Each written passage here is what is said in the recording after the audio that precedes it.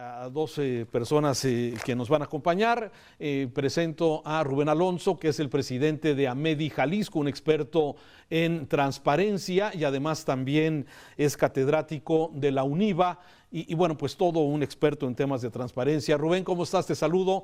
Muy buenas tardes. Bienvenido. ¿Qué tal? ¿Qué tal? Buenas tardes. Gracias. También nos acompaña Eduardo Manzanares, periodista de Mega Noticias en el estado de Veracruz, que también estaremos analizando y comentando sobre estos temas. A ver, si quieren empezamos. Gracias por acompañarnos, Eduardo, Rubén. Vamos al tema. A ver, una primera calificación de la transparencia, entendiendo por transparencia toda la actividad pública, Rubén, y corrígeme, sí, de todas las actividades que realiza el gobierno con dinero público y que son de interés público, sí, ¿cómo calificas una primera opinión, Rubén? Le pondría un número, del 1 al 10 le pondría 6. ¿Por qué? Porque cumplen con las formas, pero está incompleta la información, no la entregan de manera oportuna, están dependiendo de que les pidan información. Es un gobierno poco proactivo sobre lo que la información necesita la comunidad. ¿Qué hace falta? ¿Qué haría falta, Rubén? Mira, si lo ponemos en contexto, actualmente tenemos distintos frentes que ha abierto el gobierno del estado, el gobierno federal, y que tiene que ver con asuntos sobre el rumbo, el sentido y lo que está haciendo el gobierno, sea con el uso de recursos públicos o la toma de decisiones. Por ejemplo, los grandes proyectos de inversión y desarrollo como el Tren Maya, tenemos el tren transísmico, la refinería de Dos Bocas, el proyecto de salud del INSABI, que es con lo que arrancó el gobierno. Bueno, está el aeropuerto también.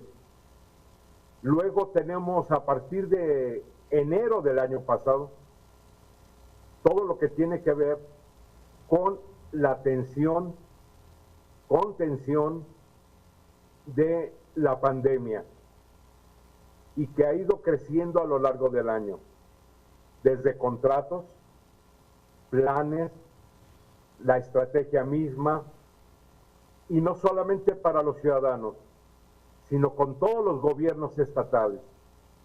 Ha centralizado todo, lo ha personalizado y no ha involucrado a los que están dirigiendo las vidas en los distintos estados del país. Esto ha provocado además una tensión política, pero en detrimento de la gente.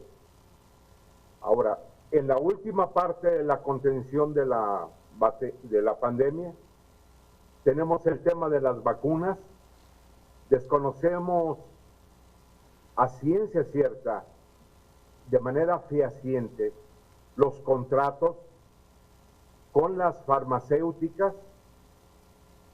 Desconocemos el plan de vacunación, que lo están modificando, pero más en una lógica de estrategia política, más que operativa, que involucre a la gente, como el que vemos aquí en pantalla. Y luego el elemento de interés público, que es la salud del presidente.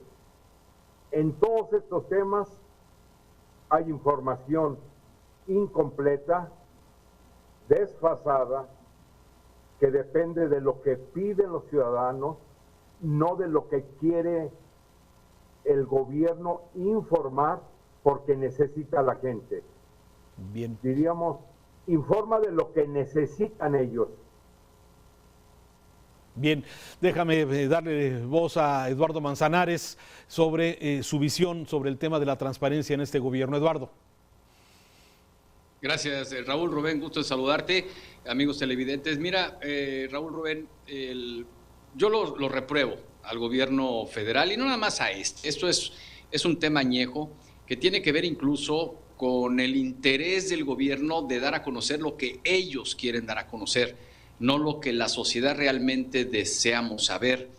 Efectivamente cumplen con la ley, cumplen con la Constitución, de dar informes, de dar comunicados, de hacernos saber las situaciones sobre los diversos temas de interés nacional, pero realmente la información que tiene que ver con asuntos torales del ir profundo del país, mucha de esta información se resguarda, ya sea por considerarse de nacional, como es el caso del aeropuerto de Santa Lucía, o bien por gusto. Lo que llama mucho la atención, Raúl, Rubén, es que esta administración pública federal en particular se ha declarado como una administración transparente, como una administración que no miente, que no engaña y que no traiciona. Luego entonces uno estaría esperando que no se ocultara absolutamente nada. Uno se estaría esperando que no sucediera lo mismo que en administraciones pasadas, porque esa fue la venta de Andrés Manuel López Obrador para sus votantes y para los que no creían en el López Obrador de antaño, el que iban a hacer las cosas diferentes porque no eran iguales. Y eso es lo que me llama mucho la atención, Raúl, Rubén. O sea, si yo me vendo como no igual a otro, tengo que ser congruente. Y no lo está haciendo la administración de Andrés Manuel Obrador en prácticamente todos los sentidos. Si bien el tema, por ejemplo, de salud del Ejecutivo Federal no es un tema nuevo, hay que recordar el caso de Vallejo, hay que recordar el caso del propio Enrique Peña Nieto cuando se sometió a una operación, a una cirugía, que incluso la administración peñanietista lanza el comunicado a la prensa para evitar malos entendidos, hay que recordarlo. También eso de previos, desde luego, de si el expresidente Vicente Fox estaba tomando medicamentos o no para controlar ansiedad y demás. Y lo mismo sucedió con el alcoholismo de Felipe Calderón Hinojosa. Entiendo que esto no es nuevo, es tema de discusión añejo. El problema, insisto, radica en que si esta administración se vendió como diferente, uno está esperando que no haga lo mismo que las administraciones pasadas. A ver, has tocado un tema y quisiera abundar un poco sobre este tema. Más allá de desear que el presidente se recupere del COVID, ¿sí? El asunto es que hay muy poca información, ¿sí? Hay quienes dicen, y Darío Celis lo documenta en su columna en días pasados, de que el presidente había recibido vacuna, luego la vacuna china, ¿sí? Luego hay información que muchas veces llega porque hay vacíos de información, Rubén, Eduardo, y aquí el tema es, ¿la salud del presidente es un tema de interés público? ¿La salud del presidente es un tema de seguridad nacional? ¿Qué es lo que debe proceder para también no trastocar los temas personales? Rubén. Sí, yo lo clasifico primero que es un asunto de interés público y de Estado. No lo ubico en un asunto de seguridad nacional porque no estamos en un contexto donde la seguridad nacional dependa del jefe de Estado. Distinto es el caso, por ejemplo, en la Segunda Guerra Mundial, la salud de Roosevelt, que era completamente distinta.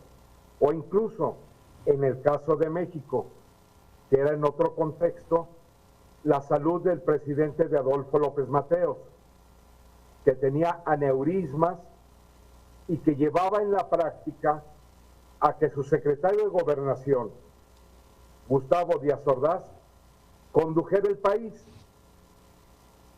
En el caso en el que estamos ahorita, es de salud pública y que nuestro sistema político, el poder ejecutivo es unipersonal. No tenemos ni siquiera vicepresidente. Es un centralismo total. Total. Entonces, la salud del jefe de Estado, sea Andrés Manuel López Obrador o pongámosle otro nombre, puede implicar un vacío de poder. y poner en riesgo la estabilidad política con los efectos económicos que ello conlleva. De ahí que escudarse en un asunto de privacidad, pues nos lleva, si ese es el argumento, nos lleva a lo que ha resuelto la Suprema Corte. En 2019, no hace mucho, que las labores, las funciones, incluso, dice la Suprema Corte, aspectos de la vida privada que pudieran estar vinculados con el desempeño del encargo al que están sujetos los servidores públicos en el ejercicio de su función, es asunto público. Y aquí entra la salud. Entonces deberíamos... Eso lo dice la Suprema. Claro. En base a eso deberíamos de conocer cuál es el estado de salud, su estado físico y desde luego que sus capacidades estén al 100% para poder ir ejerciendo su función. Así es. Y no lo que están diciendo. Tiene buen estado de ánimo. A ver, no se le está preguntando su estado de ánimo, a no ser que tenga un problema de depresión y esa sea otra enfermedad. Claro. Es su salud, que es la salud del jefe de Estado. Eduardo, ¿cómo lo ves esto? ¿Se debe informar en detalle? Porque esa falta de información se llena con rumores, está lleno de rumores, que si no tiene COVID, que si es un desviar la atención, o sea, ¿qué es lo que tendría que hacerse? ¿Qué ocasiona el rumor? Pues la falta de información, precisamente. Si el gobierno no quisiera que estuvieran corriendo todos estos rumores, al menos que tengan esa intención de correr la famosa rumorología, bueno, pues guardo silencio. Pero efectivamente la salud del jefe de Estado, y no estamos hablando de una gripa, no estamos hablando si le dio diarrea en la mañana o en la tarde, o si no está durmiendo bien porque le preocupan los problemas del... Estamos hablando de una enfermedad que, de acuerdo a las cifras oficiales, llevan más de 152 en México y una cantidad impresionante de muertos en el mundo, Raúl Rubén. Entonces, estamos hablando de un tema, incluso va más allá de la salud del presidente de México, tiene que ver con la capacidad que tiene el Ejecutivo Federal en esta o en cualquier otra administración que venga para administrar adecuadamente el país, para cumplir con su función. Si bien está estipulado qué hacer o quién toma las decisiones en lugar de o en la ausencia del presidente, bueno, pues aquí estamos hablando sí de un tema de interés nacional, un tema que se debería saber y bueno, yo me queda claro que a lo mejor no van a decir absolutamente todo, no van a presentar los datos clínicos específicos, porque aquí déjenme hacer un paréntesis, todo esto viene del juramento hipocrático, viene de la bioética, de la confidencialidad de la información de las personas en temas de salud. Desde ahí viene, incluso hay un documento que lo hizo público el antiguo IFAI, el Instituto Federal de Acceso a la Información, cuando era el IFAI, ahora el INAI, que tiene que ver precisamente con esto. ¿A quién se le da información sobre la salud del presidente o de cualquier otra persona? A su representante legal o al paciente mismo. Y esa viene siendo la discusión. Pero aquí, desde mi punto de vista, insisto, ¿tiene capacidad para gobernar el Ejecutivo Federal? Y de ahí centrarnos en la discusión si es que se publica o no y qué se publica. Aquí por lo menos todos los que han hecho, o todos lo han hecho, por lo menos los públicos de esa administración y de otras entidades federativas, es mostrar el expediente y el resultado de su prueba. Aquí ni estamos teniendo eso. Se nos dijo, tiene COVID el presidente de México, está aislado, su familia está bien, la esposa no está contagiada, y todos los demás nos resguardamos. Y todos a hacerse la prueba otra vez. Bueno, ¿por qué? ¿Por qué la del Ejecutivo no? También se debe presentar, así como la presentó Zoé Robledo, así como la presentó cualquier otro funcionario público de cualquier entidad federativa, pues vamos a informarnos o infórmenos si realmente está contagiado y posteriormente cómo va evolucionando la salud. Y lo que decía Rubén hace un momento, pues no me interesa si está de buen ánimo o no. No me interesa si el señor llora o no llora, o si le duele el músculo o no le duele el músculo, claro, sino si tiene en estos momentos capacidad para cumplir la función que le fue conferida por el voto del pueblo mexicano. O sea, coincidimos entonces que es un tema de interés público y debería conocerse su estado de salud. Rubén, para terminar, ¿algún comentario adicional? Con que dieran un parte médico, lo básico, con lo cual se acredite públicamente que está en condiciones para ejercer las facultades que le confiere la Constitución. Lo demás, como ya decía Eduardo, digo, ¿para qué entramos en detalle? Así es. Vayamos a lo fundamental. Gracias, Eduardo.